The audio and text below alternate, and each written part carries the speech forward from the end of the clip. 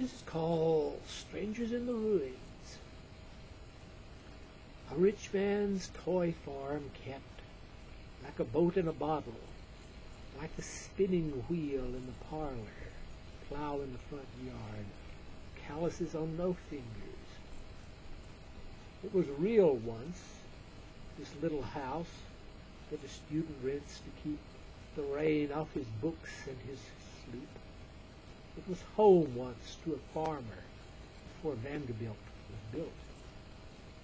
He invites me in and offers me bread and cheese and friendship. In this renter house with old little windows that hobble the sun, no door, fitting snug in its frame, what can we make of the South, my city friend from Albuquerque, a generic place somewhere to the dry west? In the pasture, the grass is still green. Black Angus are grazing, their tails to the northwest wind. Square, fat cows meant only for steak. He asks me what hay is. I smile and tell him, but I never bit my back to the shops. I sang harvest songs to the dead old year. Water where it runs has worn the gravel round with its song, binding the limestone left by a prehistoric sea that are ghosts in the stone. The sound of the stream holds us, like 3-year-old children to a tale that goes on longer than it has gone. The owner has made the barn into a rumpus room, bought in antique school desks for seats.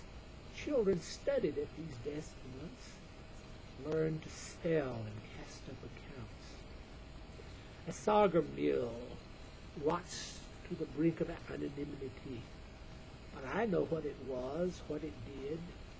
I know from my grandfather who made my childhood bearable with talk of his good old days. The wooden mounting is rotting away. The wood that remains is moused over with gray moss. The fingerprints of the sun are caught as life in the thin film between the sky and the black earth. The chimney is gone. A piece of plywood covers the grief of its falling.